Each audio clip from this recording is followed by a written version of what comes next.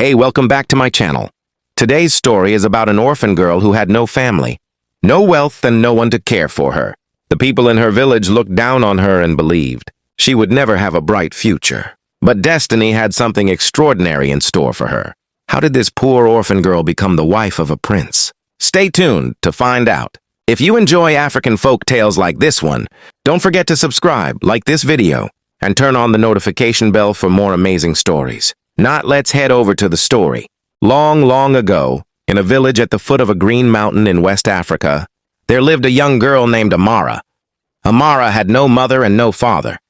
They had both died when she was very small, leaving her with only a torn blanket and a memory of her mother's song. She lived with her Auntie Zola, her father's sister, in a house made of red clay and dried grass. The house was not a happy one. Every morning before the sun was fully awake, Amara was already on her feet. She swept the yard. She fetched water from the river. She cooked the porridge. She washed the clothes. She did all of this while Auntie Zola slept late and her cousins, Cece and Bola, stayed in bed humming songs to themselves. Nobody said thank you. Nobody said well done. When the food was ready, Auntie Zola and her daughters ate first. Amara ate whatever was left, sometimes only a little. The neighbors in the village all saw what was happening. Some of them felt sorry for Amara. Old Mama Bisi, who sold groundnuts at the market, would sometimes press a handful of nuts into Amara's palm as she passed by. The blacksmith's wife always gave her a piece of yam bread when Auntie Zola was not looking. But nobody spoke up against Zola. She had a loud voice and a sharp tongue, and people were afraid of her anger. One evening, Auntie Zola called Amara inside. Her two daughters were sitting on a mat, laughing and painting their nails with red dye. Zola crossed her fat arms and looked at Amara with narrow eyes. "I heard," she said slowly, "that the Prince of Asante Kingdom is coming to our village to choose a bride." She paused. Then she looked at Cece and smiled. "My Cece is the most beautiful girl in this village. She will catch his eye." She turned to Amara and waved her away like she was a fly. "You," she said coldly, "will stay home and mind the goats." Amara said nothing. She walked back outside and sat beside the old mango tree in the yard. The stars were coming out one by one above her. She looked at the sky and thought of her mother. Her mother used to say, "Amara, the sky is never empty. Even when it is dark, the stars are still there." She wiped her eyes with the back of her hand. She would not cry. Not tonight. The next morning, the whole village was buzzing like a beehive. The prince and his royal party were coming that very afternoon. Women plaited their daughters' hair. Men patched their best robes. Children ran through the streets shouting and laughing. Auntie Zola dressed Cece in a beautiful purple dress with gold thread and put shea, butter on her skin until it gleamed. Bola was dressed too, just in case. Amara was given a broom and told to clean the road in front of the house. As Amara swept alone in the dust, Cece walked past her with her nose in the air. "Make sure the road is clean, little servant," Cece said with a smirk. "You would not want to embarrass us in front of the prince." Bola laughed from behind her, her mouth full of roasted corn. Amara kept sweeping. She did not answer. She had learned long ago that quiet was stronger than a loud reply. But inside her chest, something small and stubborn refused to be broken. It burned like a coal that will not go out, no matter how much ash covers it. As Amara swept, she came near the edge of the village path, close to where the old river road curved. There, sitting on a fallen tree trunk, was an old woman Amara had never seen before. The woman was very small and very old, with silver hair and a walking stick carved like a snake. She wore white cloth edged with gold, and her eyes were the color of still water. She looked at Amara and said softly, "You sweep the road, but your heart carries too heavy a load, my child." Amara almost walked away, but something in the old woman's voice made her stay. She sat down in the red dust of the road and told the old woman everything. She told her about her parents who died. She told her about Auntie Zola's cruelty. She told her about the food she barely ate and the work that never ended. She told her about the prince coming to the village and how she was not allowed to go. The old woman listened without moving, without blinking. When Amara finished, the old woman simply smiled. "Know your mother?" the old woman said quietly. Amara's heart jumped. She was a good woman. "She sent me to watch over you." Amara's mouth fell open. The old woman laughed, a sound like running water. Then she stood up and tapped her snake-carved staff on the ground 3 times. From the base of the fallen tree, a bundle appeared, a dress the color of the evening sky, deep blue and violet, embroidered with golden thread in the patterns of stars. Beside it were 2 flat sandals sewn from soft leather. "Put these on," said the old woman. "Go to the gathering. Stand where the light can find you." Amara dressed quickly behind the big tree. When she stepped out, even the birds in the trees seemed to go quiet. The dress fit her perfectly. It moved like water when she walked. The golden stars on the cloth seemed to twinkle in the afternoon sun. She looked down at herself and could not believe what she saw. The old woman nodded. "Remember," she said firmly, "the dress will last only until the evening drum is beaten. When you hear the drum, you must leave, no matter what," Amara promised. Then she looked up and the old woman was gone. Amara walked to the village center, where a large gathering had been set up under the ancient silk cotton tree. Mats were laid out. Drums were beating a slow welcome rhythm. The prince and his royal party had arrived. Prince Kofi stood at the center, tall, in his blue and gold kente cloth, with an honest face and a calm way about him that made people feel safe. He was not proud. He smiled at everyone, even the children who ran up to touch his royal beads. Cece had already made her way to the front of the crowd. She smiled her biggest smile at the prince and swung her hips as she walked. Auntie Zola watched from the side with proud eyes, but the prince only nodded politely at Cece and looked away. He had seen many pretty girls with practiced smiles. He was looking for something else, something real, something in the eyes. Then Amara walked into the gathering. She had not meant to be noticed. She came quietly from the side path near the old fig trees, but the moment she stepped into the open, something happened. The late afternoon light fell on her dress and maid. It looked like the night sky had come down to walk among them. People turned. Women whispered. Even the drummers paused for a single breath. Amara looked at the ground, unsure of herself. But then a voice said, "Please, do not look down. There is nothing on the ground worth more than your face." Amara looked up. The prince was standing a few steps closer now. He spoke again. "I am Kofi. What is your name?" His voice was gentle but not shy. She told him. He smiled, a real smile, not a royal one. He asked her to sit with him and his elders. Auntie Zola, from across the crowd, felt a cold stone drop in her stomach. Cece's mouth fell open. But there was nothing they could do. The prince had chosen whom he wished to speak with. As the evening came and the conversation flowed, Amara forgot to be afraid. The prince asked her questions, real questions, not just pleasantries. He asked about her life, what she loved, what she dreamed of. She told him about the stars she watched every night. She told him how she loved the smell of rain on red earth. She told him she wanted, more than anything, to learn to read, so she could understand the old books the village teacher kept on his shelf. The prince listened with his whole self. He had spoken to many girls that day, but this one spoke from somewhere true. Prince Kofi's chief advisor, a tall, thin man named Elder Kwame, stood nearby watching. He had been the prince's guide since the prince was a small boy. He had seen the prince politely dismiss 20 girls today, but now the old man watched the prince's face as he spoke with Amara, and he saw something he had not seen before. The prince was not performing. He was not being polite. He was simply there, fully and completely, the way a person is when they have found something they did not know they were looking for. Then, boom! The great evening drum sounded across the village. One deep rolling strike that rattled the air. Amara's heart froze. She had promised. She stood up so fast she nearly knocked over the cup of water. A servant had placed beside her. I must go," she said. The prince looked startled. "Now? But the feast has not even—" She was already walking. Then running. She ran through the crowd and out into the dark village path. One of her sandals fell off as she ran. She did not stop to pick it up.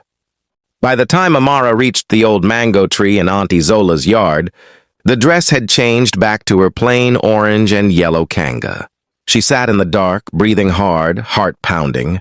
But something warm was sitting in her chest, something she had not felt in a very long time. She had been seen, not as an orphan, not as a servant girl, But as herself, that felt like a kind of treasure no one could take away. Meanwhile, back at the gathering, Prince Kofi could not move on. He walked to where she had been sitting and found only the fallen sandal in the dust. He picked it up and held it. His advisor, Elder Kwame, came to stand beside him. "You are troubled," the old man said. The prince looked at the sandal. "I did not even ask where she lived," he said quietly. "I was so busy listening to her that I forgot to ask something so simple." Elder Kwame smiled. "A man who listens more than he talks," he said, "is a man worth following. We will find her." The next morning, royal messengers came to the village with a single sandal. Prince Kofi had declared he would find the girl whose foot fit this sandal, for she was the one his heart had chosen. Auntie Zola nearly knocked over the clay water pot when she heard. She grabbed Cece and pushed her forward. The royal messenger, a tall man in red cloth, held out the sandal. Cece pushed and squeezed and grunted, but her foot was too wide. She tried the left foot. She tried harder. The sandal did not fit. Bola tried next. She sat on a stool and pushed both hands on her knee to force the sandal on. Still no. Auntie Zola looked around the yard wildly. Her eye fell on Amara, who was standing quietly by the goat pen, watching. Zola hesitated. The messenger cleared his throat. By royal law, every girl in the household must try. With a look sharp enough to cut stone, Zola pointed at Amara. "She lives here," she muttered, as if the words tasted bad in her mouth.